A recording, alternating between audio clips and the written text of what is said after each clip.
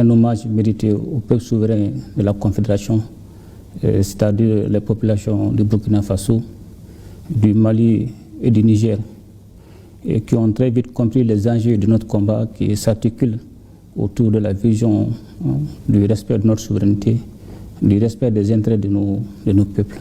Depuis la consécration de la création de la Confédération le 6 juillet 2024 à Niamey, et aussitôt les différents ministres de la Défense et des chefs d'état-major généraux se sont mis à la tâche. D'abord, en un premier temps, il y a eu la mise en place des officiers de liaison dans les différents pays afin de coordonner les différentes opérations. Ensuite, il y a une phase de montée en puissance pour aboutir à la force unifiée, parce que quand vous regardez dans la feuille de route de l'an 1 de la Confédération, le Mali était demandé de travailler pour la mise en place de la force unifiée. Et donc il y a eu ensuite une phase d'entraînement, il y a eu des exercices tactiques à Niamey, et en plus des États du Sahel, le Togo et le Tchad aussi ont participé. Donc c'était le début de la montée en puissance. Donc aussi il y a eu la formation des officiers d'état-major par l'école de maintien de Alou Blonenbe du Mali. Donc toutes ces actions ont permis de faire la montée en puissance de la force unifiée. Donc on vous êtes rendu compte, on a mis l'étendard de la force unifiée. Bon, de façon pragmatique, de façon visible, il y a eu des avancées majeures en termes de sécurité, bien vrai que des défis persistent toujours. En tenant compte même ou en regardant les principes même de la guerre, le premier principe qui est la liberté d'action. Aujourd'hui, nos pays disposent de cette liberté d'action, de mouvement. Aujourd'hui, on est libre d'aller où nous voulons, de faire ce que nous voulons. Donc ça, ce n'était pas du tout possible dans les années passées. Donc quand vous regardez aussi, depuis 2023, il y a eu plusieurs opérations conjointes contre ces groupes armés terroristes, dont les plus récentes sont IRECO 1 et IRECO 2. Donc ces opérations nous ont permis effectivement de neutraliser plusieurs groupes terroristes, et surtout des leaders, et ce qui n'a pas été possible à travers certains pays étrangers ou certains pays de puissance qui avaient même mis la tête de ces chefs terroristes en termes de prix. Donc aujourd'hui, force est de reconnaître que l'Est aujourd'hui est parvenu à changer cette dynamique, non seulement à neutraliser des centaines de terroristes et détruire plusieurs sanctuaires terroristes. Donc aujourd'hui, cela nous a permis de pacifier un peu la zone. Donc quand vous regardez aussi en termes d'autonomie stratégique, nos pays ont beaucoup souffert du fait qu'on n'avait pas cette liberté, cette possibilité d'acheter aisément les équipements, parce que c'était sous-traité par des pays qui instrumentalisaient ce secteur pour pouvoir nous influencer. Mais il faudra vraiment, force est de reconnaître aujourd'hui, facilement avec des partenaires sincères, nous parvenons à nous équiper et à mener nos opérations de jour comme de nuit, et en ayant toujours l'initiative.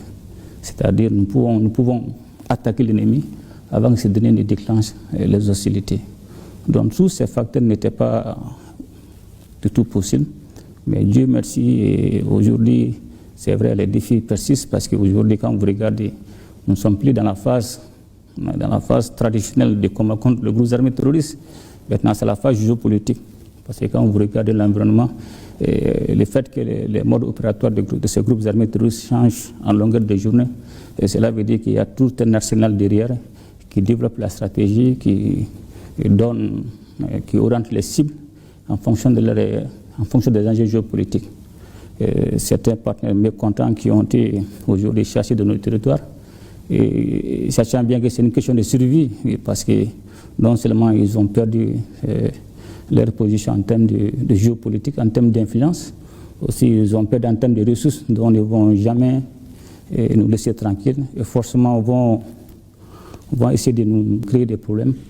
Mais de façon globale, je pense qu'aujourd'hui la Confédération AES a marqué beaucoup de points. S'imposer sur le plan international n'est pas chose aisée. Alors comment l'AES répond-elle aux critiques extérieures? Vous savez, il n'y a pas d'amitié, il n'y a pas... C'est la guerre des intérêts, c'est des conflits de positionnement. Tout est lié souvent à des questions de ressources. Donc ces pays qui autrefois s'accaparaient aisément de nos ressources et essaient toujours de nous mettre dans des conditions misérables. Et la dynamique a changé avec les autorités de l'AES, parce qu'aujourd'hui nous nous inscrivons dans la dynamique de défendre tout ce qui est notre souveraineté, de défendre les intérêts de nos peuples. Et ces intérêts sont forcément aujourd'hui liés aux ressources stratégiques, tout ce qui est l'or, tout ce qui est le lithium, tout ce qui est gaz, tout ce qui est uranium. Donc c'est le changement de cette dynamique. Nous avons demandé un partenariat gagnant-gagnant, mais ceux qui pensaient chaque fois nous traiter des pays misérables ont très vite compris et se sont très vite rendus compte que c'est eux qui sont misérables et c'est eux qui sont pauvres. Donc c'est de bonnes guerres, je ne les en veux pas, s'ils défendent les intérêts comme tout pays doit défendre ses intérêts, mais ils ne vont pas lâcher. Ils ne vont pas lâcher, il ne faut pas se cacher la face. Ils vont toujours tenter de nous créer des narratifs, non seulement pour jouer sur nos réputations. Comme on le dit, c'est la guerre d'influence et de manipulation. C'est des questions géopolitiques. Les États s'imposent par la diplomatie aujourd'hui. Nous avons constaté que l'AES parle d'une seule voix. C'est très important pour les États du Sahel pour pouvoir se faire entendre au niveau international. Dites-nous, quelle est l'harmonisation à ce niveau? Comment arrivez-vous à harmoniser vos points de vue et parler d'une même voix? Donc, effectivement, vous avez raison. Quand il y a eu la Confédération, la naissance de la Confédération, certains ne nous prenaient pas au sérieux. Mais aussi, il y avait cette dynamique de nous diviser, de nous distraire. Donc, il fallait comprendre cette stratégie et pouvoir aussi la contrer. Donc, heureusement, on a vite compris et nous nous sommes préparés. Parce que la dynamique qui a été en place, c'était de pouvoir faire en sorte que l'AES ne puisse pas exister. Donc, même, vous allez voir, même en termes d'invitation pour participer à certaines conférences, à certaines réunions, ils invitaient les gens individuellement. Donc nous avons essayé de mettre fin à ça. Si les trois États sont invités par une organisation ou par un pays, nous avons demandé que ça soit sous le sceau de la Confédération. Donc ça, c'était un premier pas. Donc aussi, nous avons harmonisé notre vision, nos positions quant au niveau des instances internationales ou sous-régionales. Lors des votes où si certains pays demandent notre appui, c'est dans le cas de l'AES. Donc on se concerte, on soutient, puis on valide. Parlons des aspects un peu spécifiques. Alors, quelles initiatives ont été prises pour renforcer les infrastructures communes? Je parlerai des routes, énergie, commerce transfrontalier, entre autres. Dans le cadre du développement, en termes d'infrastructures, en termes d'énergie, en termes de transport, d'abord, nous avons demandé qu'il y ait des rencontres sectorielles pour harmoniser d'abord les procédures au niveau des différents départements. Ensuite, il y aura la validation d'un certain nombre de projets qui seront validés par les chefs d'État. Et ces projets seront financés soit par la banque ou soit par le prélèvement confédéral. Et ces projets seront exécutés par l'agent d'exécution de la Confédération, qui est la transformation en cours de l'autorité de développement intégré de l'État Gourma. Donc il y a plusieurs projets, mais certains projets jusqu'à présent sont en attente, tels que la mise en place de la nouvelle compagnie aérienne, peut-être qui sera pris en compte par le deuxième mandat. Il y a aussi la mise en place du chemin de fer Bamako-Ouaka-Niamey. Donc il y a plusieurs actions, plusieurs projets qui sont en attente. Donc nous avons mis les sous-bassements, les bases solides. Et maintenant, je pense que nous serons plutôt orientés pour le deuxième mandat sur le projet de développement. Tout ce dont vous venez de parler, tout cela concourt au développement. Dites-nous, quels sont les acquis économiques aujourd'hui que nous pouvons noter sous votre présidence de l'AES? Dans la feuille de route, il était demandé d'abord de créer la banque de développement et d'investissement. Donc aujourd'hui, je pense que cette banque aujourd'hui est une réalité. Elle est déjà créée, le conseil d'administration a été déjà mis en place. Il y a eu la nomination de ses membres. Donc, cette banque aura un capital de 500 milliards. Donc, cette banque va nous permettre de financer les projets de la Confédération, non seulement dans le domaine d'infrastructure, dans le domaine de l'énergie, dans le domaine de l'éducation et dans le domaine du transport. Mais ce n'est pas tout.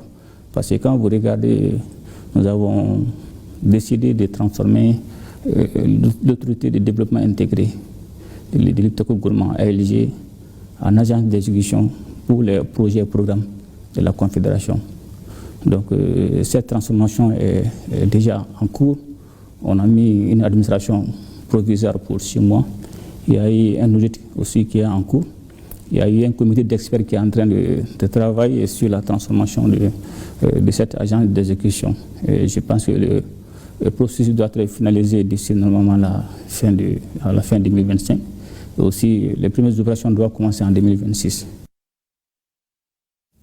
Et vous pourrez suivre l'intégralité de cet entretien juste après cette édition. Direction à présent l'aéroport international président.